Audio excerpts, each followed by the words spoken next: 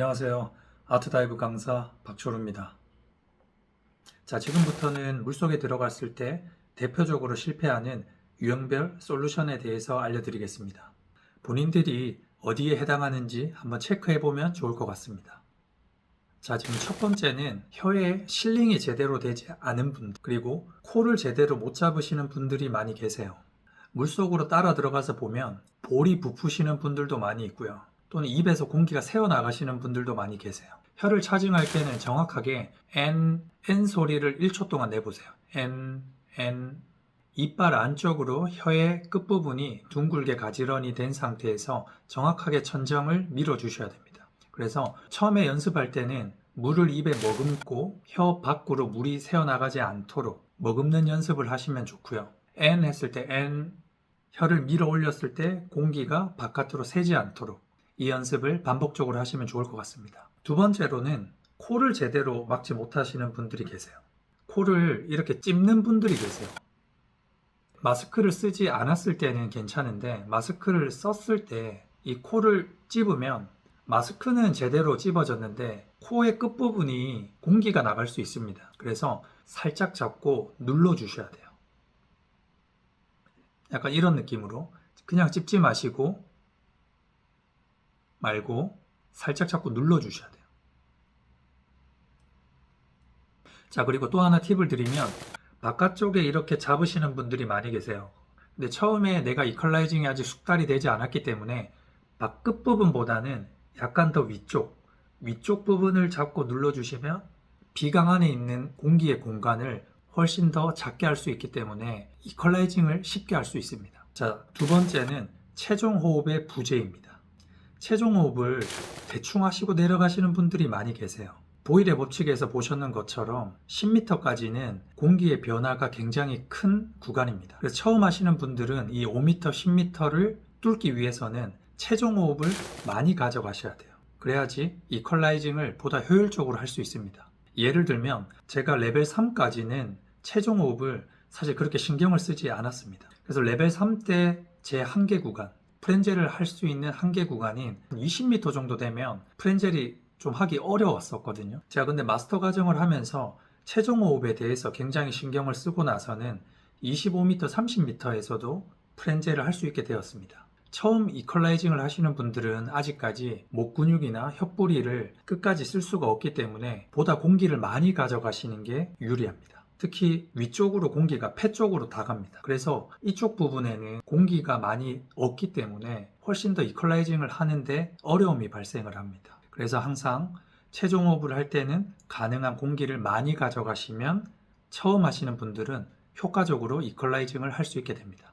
다음으로는 영구개의 폐쇄입니다. 바로 영구개가 막혀 있는 경우죠.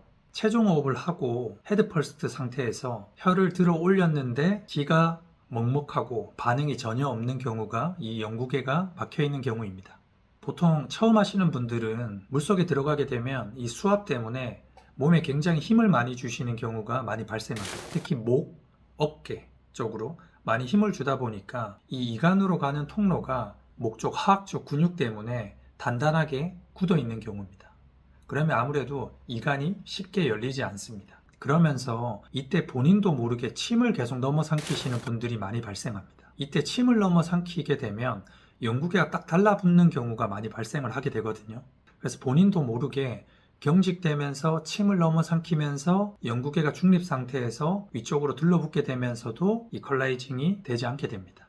자, 그래서 이 부분에 대해서 한번 정리를 해드리면 첫 번째는 헤드 퍼스트로 들어가기 전에 가능한 몸을 릴렉스 할 것, 들어가기 전에 영구개는 중립 상태로 만든 후에 들어가셔야 되고요. 혹시나 들어가다가 침을 넘어 삼켰다든지 영구개가 다치게 되면 이전에 설명드렸던 대로 코로 공기를 보내서 영구개를 다시 중립으로 만드는 방법, 또는 엉라는 발음, 비음 발음을 해서 코로 공기를 넣어서 영구개를 중립으로 하는 부분. 두 번째, 혓부리를 아래로 내리는 방법. 혀의 안쪽 부분을 아래로 내렸다가 올리시면 됩니다. 혓부리를 아래로 내리게 되면 구강 안의 공간이 커지면서 비강 안에 있는 공기가 입안 구강으로 올 수 있게끔 하시면 됩니다. 그러면은 혓부리를 아래로 내리게 됐을 때 영구개가 다시 중립적으로 변화합니다. 반복적으로 혀 뿌리를 아래로 내리는 연습도 많이 하시면 좋습니다. 보통 프렌즈를 하시는 분들이 제자리에서 올리는 연습만 하세요. 이제는 제자리에서 내리는 연습도 하셔야 됩니다. 그래서 깊은 수심에서 공기가 없을 때 리버스 팩이라고도 부르는데요. 혀뿌리를 아래로 강제적으로 내리게 되면은 폐 속에 있는 공기가 이쪽 음성 쪽으로 되면서 또한 올라오게 됩니다. 그러면서 푸싱. 자, 그러면 제자리에서 올리시는 분들을 보면, 자, 그런데 내렸다가 올리게 되면 앞 자체가 다릅니다. 자, 그래서 이제 혀뿌리를 아래로 내리는 연습도 반복적으로 하는 게 굉장히 중요하겠죠. 네 번째는 한쪽은 잘 되는데 한쪽은 잘 안 돼요 라고 하시는 분들이 생각보다 많은데요.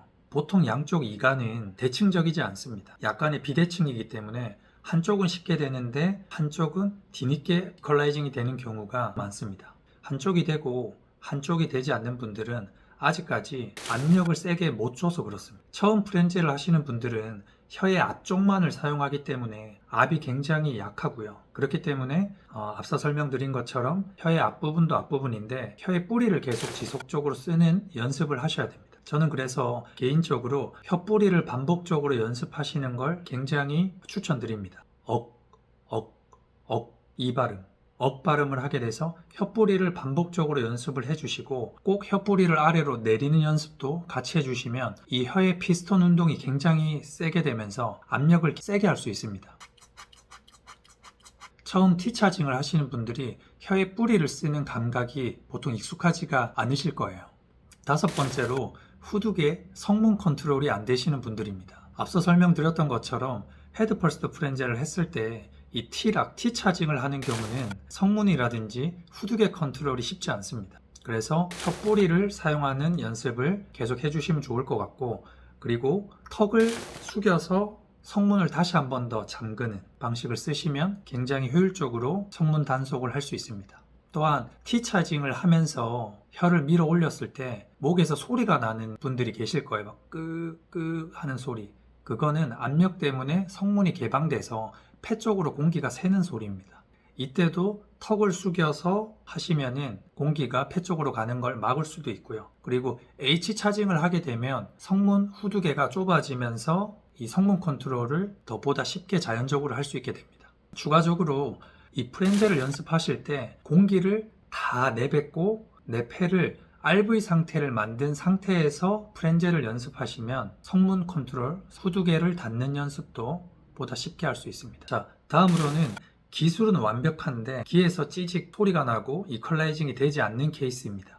이거는 기술의 문제가 아니라 이간에 입구가 부었거나 점액질로 막혀있는 상태입니다. 주로 감기가 걸렸을 때 이러한 케이스가 많이 발생을 합니다. 우리 인체는 평상시에는 이간이 매우 좁고 닫혀져 있습니다. 그런데 하품을 하거나 침을 삼킬 때 이간이 열리게 됩니다. 주로 감기에 걸렸을 때 염증 때문에 중위 쪽에도 염증이 발생을 하거든요.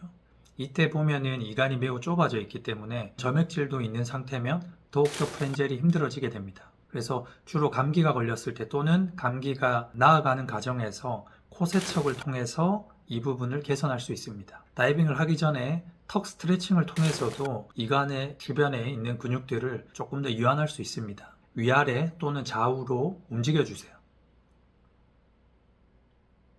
보통 저 같은 경우도 감기에 걸렸을 때 기존보다 이퀄라이징이 효율적이지 못한 게 느껴지거든요. 2m, 3m에서 이퀄라이징을 한 번씩 제가 만약 했다면 감기에 걸렸거나 이퀄라이징이 잘 안 되는 컨디션일 때는 그거보다 좀 더 작은 수심에서 반복적으로 수행해주는 편입니다. 이간이 그래서 완전히 닫히기 전에 자주 열어주는 게 훨씬 더 효율적으로 이퀄라이징을 할 수 있습니다. 마지막으로 물공포증이 있으신 분들이거나 심리적으로 매우 긴장하시는 분들이 많이 계세요.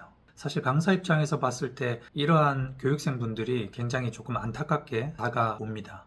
집에 가서 연습도 굉장히 많이 하시고 밖에서 봤을 때 굉장히 능수능란하세요. 코의 압력도 엄청 크고 잘하시는데 물에만 들어가게 되면 심리적인 요인으로 인해서 굉장히 몸이 강목처럼 단단하게 이렇게 경직되시는 분들이 계세요. 이러한 분들 보면 과거에 물에서 조금 안 좋은 경험이 있었거나 물공포증이 있는 분들이 대부분입니다. 이러한 분들은 심리적인 공포에 의해서 특히 헤드 퍼스트가 됐을 때 굉장히 불편하면서 목 쪽에 힘을 굉장히 많이 주세요. 본인은 힘을 뺐다고 하는데 이제 제가 사진 촬영을 하다 보면 그걸 항상 이제 보여드리는 편이거든요. 이제 이렇게 되면 중세 유돌근이라고 해서 저희가 이관 밑에 근육까지 이렇게 쭉 연결된 근육이 있습니다.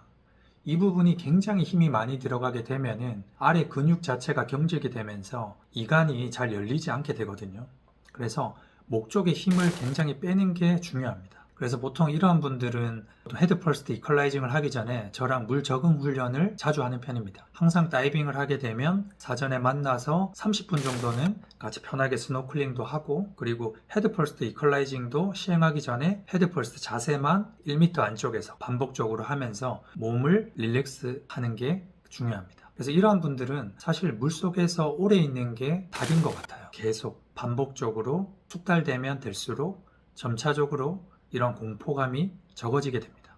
포인트는 중세 유돌근이 딱딱하게 굳지 않도록 몸의 힘을 충분히 릴렉스 하는 게 가장 중요합니다.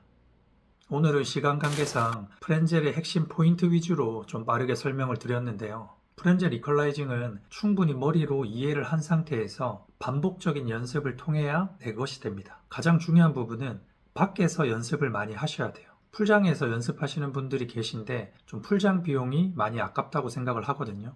밖에서 충분히 연습하시고 잘 될 때 풀장에 오셔서 내가 연습한 것을 테스트 하시면 됩니다. 저희는 1대1 자격증 클래스 말고도 1대1 트레이닝도 집중하고 있습니다. 30m 수심이 조금 어려운 분들이라든지 기본적인 프렌젤, 어드밴스드 프렌젤, 그리고 마우스필 여러 가지 대해서 1대1로 집중 트레이닝을 하고 있으니까요. 언제든지 연락 주시면 좋을 것 같습니다. 다음 영상도 프리다이빙에 관련된 여러 가지들에 대해서 준비를 하고 있습니다. 많은 시청과 구독과 좋아요 부탁드립니다.